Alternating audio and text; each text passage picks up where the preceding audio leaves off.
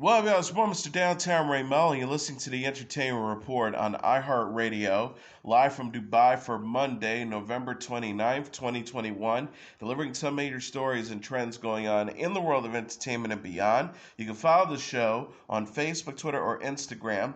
Facebook.com/The Entertainment Report with Ray Melo, that's REYMELO, on Twitter at The Enter Report, or on Instagram at The Entertainment Report. You can listen to the show anytime you want on iHeartRadio. Just go to iHeart.com or your iHeart phone app, search for the Entertainment Report, and it'll take you to the page. I hope everyone had a fantastic Thanksgiving weekend.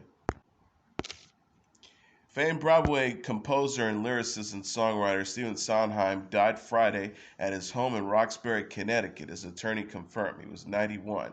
F. Richard Pappas told Deadline.com Sondheim celebrated Thanksgiving with friends on Thursday.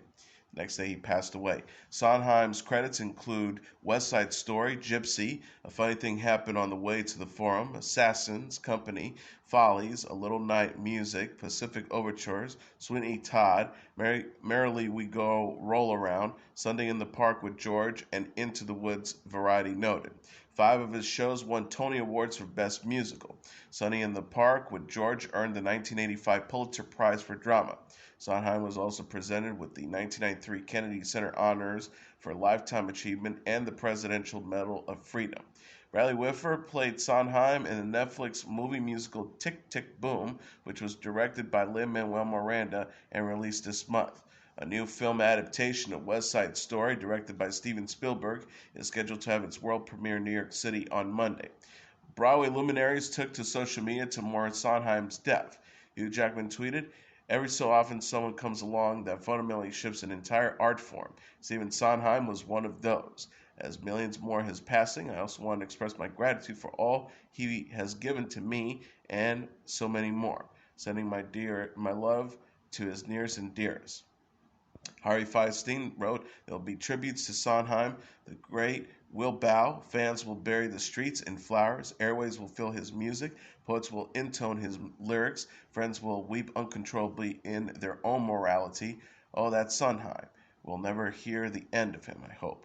Audra McDonald says, "Thank you, Steve. Thank you." Bernadette Peters wrote, "I am so sad to lose my friend Stephen Sondheim.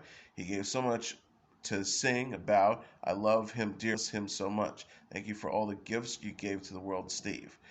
Barbara Streisand wrote, "Thank the Lord that Sondheim lived to be 91 years old, so he had the time to write such wonderful music and great lyrics. May he rest in peace." And Lin-Manuel Miranda wrote in a Facebook post, "Future historian Stephen Sondheim was real. Yes, he wrote Tony and Maria and Sweeney Todd and Bob and George and Dot and Fosca and countless more. Some may theorize Shakespeare's work were by committee, but Steve was real, and he was here, and he laughed so loud at shows, and we love him. Last week when I wrote him to say his ears must be burning for the countless Sondheim kindnesses being shared from the generation of writers he mentored, he wrote in this reply, 'Steve, you repay your debt to Oscar Hammerstein II 1,000 times over. We love you. I love you. Thank you.'" The West Wing alum Bradley Whitford plays Sondheim in Miranda's fat-based movie musical Tick, Tick, Boom. In it, Sondheim is seen supporting aspiring lyricist composer Jonathan Larson, played by Andrew Garfield, shortly before he created the iconic rock opera Rent. Miranda shared online the email Sondheim sent him about the project. He wrote, "Thank you for the nice boost to my spirits, Lynn.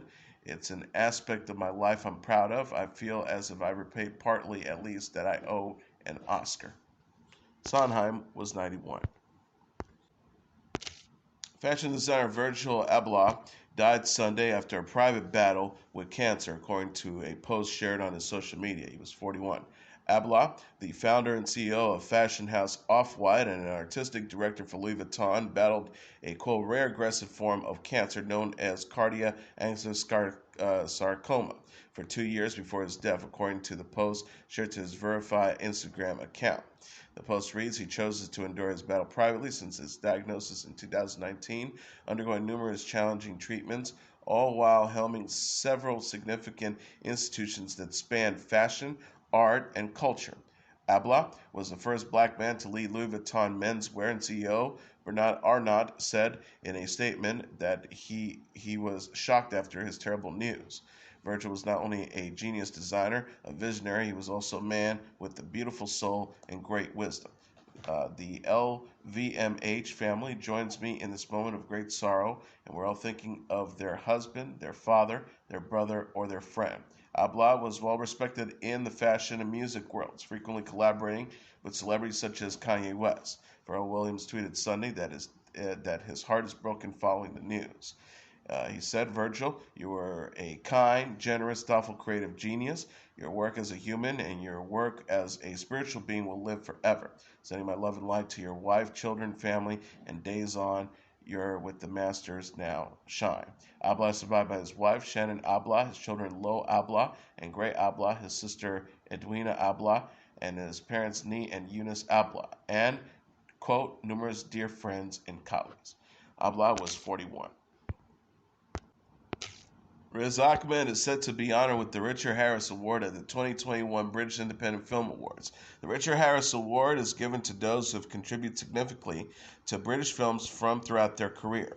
Previous winners include Kristen Scott Thomas, Judi Dench, Vanessa Redgrave, Daniel Day-Lewis, Helena Bonham Carter, Chiwetel Ejiofor, Julie Walters, John Hurt, Emma Thompson, Jim Broadbent, and Glenda Jackson. Ahmed has been nominated for 8 BIFA awards and won Best Debut Screenwriter for 2020 for Mulgal Mughali, his screenwriting debut.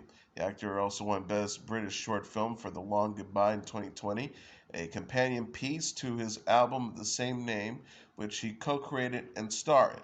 Ahmed is nominated for Best Actor for his role in Encounter at the 2021 BIFAs, which takes place on December 5th. Belfast and Boiling Point lead the field with 11 nominations.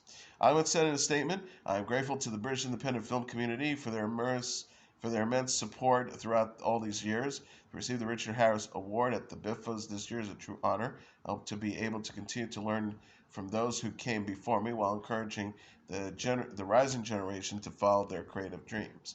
Ahmed is also known for starring in Sound of Metal, Rogue One, A Star Wars Story, Jason Bourne, and Venom. He is currently working on a film adaptation of author Moslem Hamed's book, Exit West, from director Yang Demage. Jury selection was completed Monday in the Chicago trial of former Empire actor Jussie Smollett, nearly 3 years after he was charged with falsely claiming to be the victim of a hate crime. A jury of 12 plus 3 alternatives were selected in Smollett's trial on 6 counts of disorderly conduct opened in Cook County Circuit Court, WMAQ-TV and the Chicago Sun-Times reported. The selection was completed about 6 hours after Judge James Lynn opened the proceedings. Opening statements began shortly afterwards. Smollett was charged with lying to the Chicago police after being the victim of a racist, homophobic attack during the early hours of January 29, 2019, stating that the 2 men approached and attacked him while yelling racist and homophobic slurs. The speculations that the attack was staged quickly grew when investigators doubted his claims. Brothers Ablah and Ambiabola Oncedario, who worked as extras on Empire, said that Smollett paid them $3,500 to fake the attack. They are expected to be key witnesses against Smollett. Smollett was criminally charged on 16 counts, but the charges were initially dropped in a controversial move by Cook County State's Attorney Kim Foxx's office. After a petition to reopen the case was granted, U.S. Attorney Dan Webb was appointed as a special prosecutor to reinvestigate Smollett's allegations, as well as any possible wrongdoing by Fox.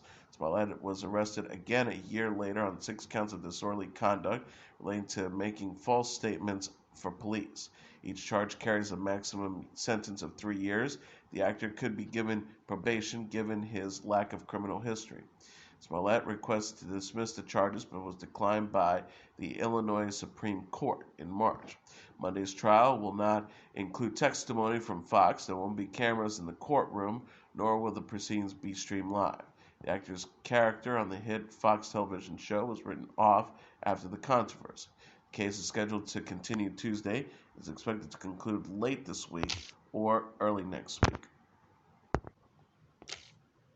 Lady Gaga and Tony Bennett will perform together as part of a new installment of MTV Unplugged, which will premiere on December 16th at 9 p.m. Eastern Standard Time. The duo will perform stripped-down versions of songs from their latest collaborative album, Love for Sale, which was released in September. The episode was filmed earlier this year in New York City in front of an intimate audience.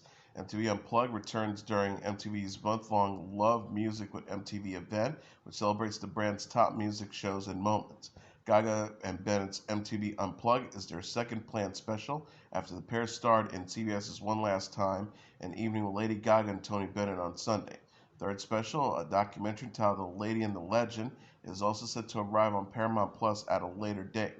Love for Sale was nominated for Album of the Year at the 64th Annual Grammy Awards, which takes place on January 31st. The album marks Bennett's final studio album after the music legend announced that he was diagnosed with Alzheimer's disease in 2016.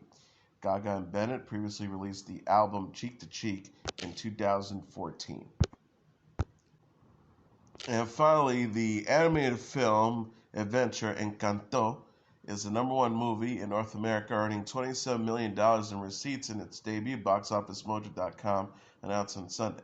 Coming in number 2 is Ghostbusters Afterlife with $24.5 million, followed by House of Gucci at number 3 with $14.2 million, Eternals at number 4 with $7.9 million, and Resident Evil Welcome to Raccoon City at number 5 with $5.3 million. Right at the top tier are Clifford the Big Red Dog at number 6 with $4.9 million, King Richard at number 7 with $3.3 million, Dune at number 8 with $2.2 million, No Time to Die at number 9 with $1.7 million, and Venom, Let There Be Carnage at number 10 with $1.6 million. This weekend's top 10 box office take was $92.6 million compared to last weekend's $80.4 million when Ghostbusters Afterlife was the number one movie. And that is your entertainment report for Monday, November 29th, 2021. I'm your host, Mr. Downtown Ray Melo. I'll be back tomorrow to deliver some major stories and trends going on in the world of entertainment and beyond. You can follow the show on Facebook, Twitter, or Instagram. Facebook.com/The Entertainment Report with Ray Melo, that's RAYMELO. On Twitter at The Enter Report, or on Instagram at The Entertainment Report. You can listen to this episode or any previous episodes of The Entertainment Report anytime you want on iHeartRadio. Just go to iHeart.com or your iHeart phone app, search for The Entertainment Report, and it'll take you to the page. Good night, and God bless you all.